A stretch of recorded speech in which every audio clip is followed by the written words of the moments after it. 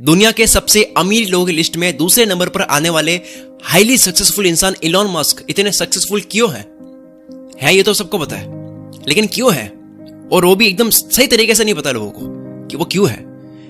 जो हाल ही में दुनिया के पहले सबसे अमीर बन गए थे, अब वो जेफ बेजोस से $1-2 बिलियन पीछे चले गए। ये आगे पीछे तो चलता रहता है। मैं पैसा दिखाकर इलॉन मस्क को बड़ा नहीं दिखाना चाहता। वो जो कर रहे हैं ना, वो जो है, वो दुनिया के सबसे अमीर बनने से कहीं ऊपर है।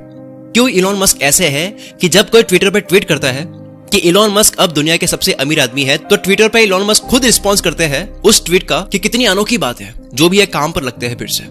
आज मैं आपको इलॉन मस्क के बारे में कुछ ऐसी रिसर्च बताने वाला हूं जो आपको नहीं पता, जो आपने कहीं नहीं देखी होगी, जो इलॉन मस्क को दुनिया से काफी अलग बनाती है। पहला है हाईली कॉम्पिटिटिव। इलॉन मस्क इतने ज्यादा कॉम्पिटिटिव है, वो अपना कॉम्पिटिशन किसी के साथ में करना चाहते ही नहीं है।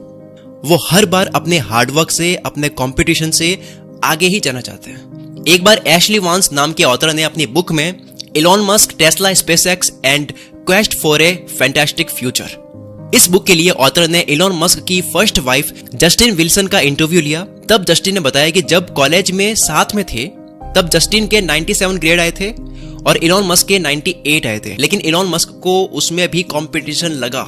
उनके नंबर ज्यादा आने के बाद में भी वो प्रोफेसर से कहते हैं कि नंबर रीचेक कर लो, क्या पता और ज्यादा आए हो मेरे। उन्होंने टीचर को कन्विंस किया कि मेरी रीचेकिंग करो, हो सकता है कि मेरी 100 आए हो। इसको कहते हैं कंपटीशन से आगे जाने का लालच।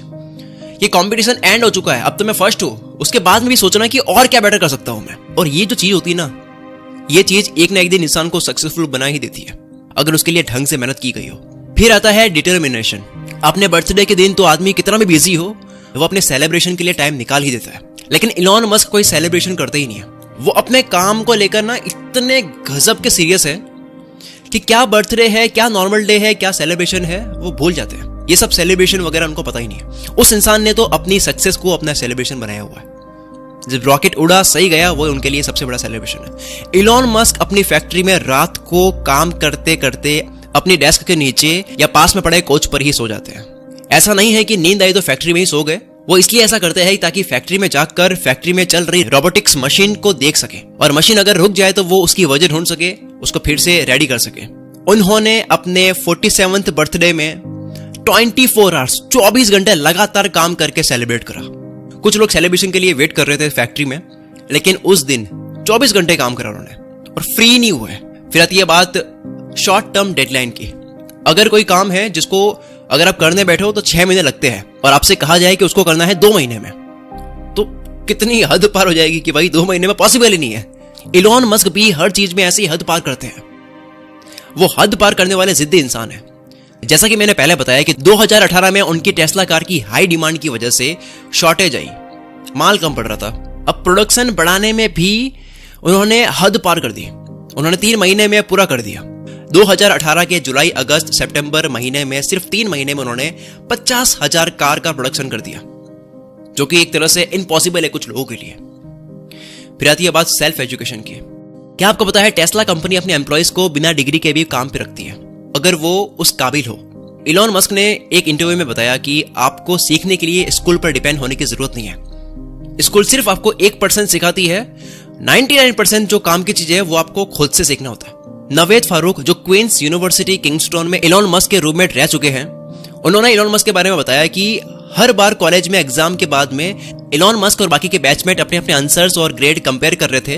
तब देखा कि इलॉन मस्क के मार्क्स और आंसर बाकी स्टूडेंट्स से कई ज्यादा बेहतर थे, और इलॉन मस्क के मार्क्स उनसे कंपेयर किए जो उस कॉलेज के सबसे ज्यादा नंबर लाने वाले स्टूडेंट्स थे।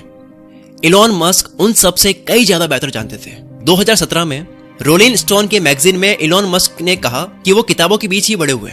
उन्होंने 9 साल की उम्र में एनसाइक्लोपीडिया ब्रिटानिका पूरी पढ़ ली। सोचो, इन्होंने इस उम्र में ये पढ़ी जब बच्चे साइकिल चलाना भी नहीं जानते। उन्होंने स्पेस एक्स में रॉकेट साइंस को लेकर भी कोई एजुकेशन नहीं करी। उन्होंने रॉकेट साइंस भी, aerothermodynamics of gas turbine and rocket propulsion जैसी किताबें पढ़कर खुद से रॉकेट साइंस सीख ली। वो चीज सीख ली जिसको हम बोलते हैं कि रॉकेट साइंस थोड़ी है। रॉकेट साइंस मतलब सबसे टफ मानी जाती है, उसको खुद से सीखना बहुत बड़ी बात है। अब आता है क्विक डिसीजन। हर बड़े और सक्सेसफुल इंसान में फटाफट से डिसीजन लेने की कैपेबिलिटी होती है। हर इंसान में अगर है तो इलॉन मस्क में तो वो कूट कूट के भरी होगी। एक बार टेस्ला फैक्ट्री में मशीन टूल खराब हो गया था, जो सिर्फ फ्रांस में बनता है, लेकिन इलॉन मस्क ने उसे ऑर्डर नहीं किया कि वो बाद में आएगा, इतने दिन लगेगा आने में, बल्कि प्राइवेट जेट निकाला अपना और फ्रांस चले गए उसको लेने के लिए, और सेम डे उसको लेकर आ गए ताकि काम डिस्टर्ब ना हो, ताकि प्रोडक्शन में कोई कमी ना हो, देरी ना हो। अगर ये बात भी आपको नॉर्मल लगे तो ऐसे बहुत किस्से हैं जिस पर कभी पहली फुर्सत में इलॉन मस्क के क्विक डिसीजन के ऊपर मैं वीडियो बनाऊंगा अलग से कभी। चलो एक और किस्सा सुनो। 2006 में फॉल्कन 1 रॉकेट के टाइम यूएस गवर्नमेंट ने इलॉन को फॉल्कन 1 की लॉन्चिंग को डिले करने के लिए कह दिया कि इसको आप बाद में लॉन्च करो, क्योंकि उस टाइम अमेरिकन एयरफोर्स का टाइटन 4 रॉकेट लॉन्च होना था, तो उसकी वजह से डिले हो रहा था। इलॉन मस्क को अपने फॉल्कन 1 में डिले नहीं चाहते थे, वो नहीं चाहते थे कि मैं बाद में इसको लॉन्च करूं। उन्होंने जल्दी से किसी ऐसी जगह का पता करा जो रॉकेट लॉन्च करने के लिए एकदम सही हो, और पैसिफिक आइलैंड पर जाकर के परमिशन लेकर के यूएस गवर्नमेंट के टाइटन 4 से पहले खुद ने रॉकेट अपना लॉन्च कर दिया। यू कैंट का मतलब इनको पता नहीं था।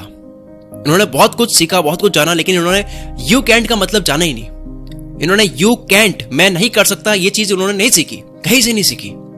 कई बार इलॉन मस्क ऐसे बिहेव करते हैं जैसे कि उनको ये पता ही नहीं है कि मैं नहीं कर सकता, ये नहीं हो सकता, ये कोई वर्ड भी है। अगर कोई उनको बोले कि इलॉन मस्क तुम ये नहीं कर सकते, तो वो बोलते हैं कि ये कैसी बात है, ये भी कोई वाक्य होता है। क्योंकि बहुत से लोगों ने बोला कि तुम इंटरनेट बैंक नहीं खोल सकते, उन्होंने पेपैल बना दिया।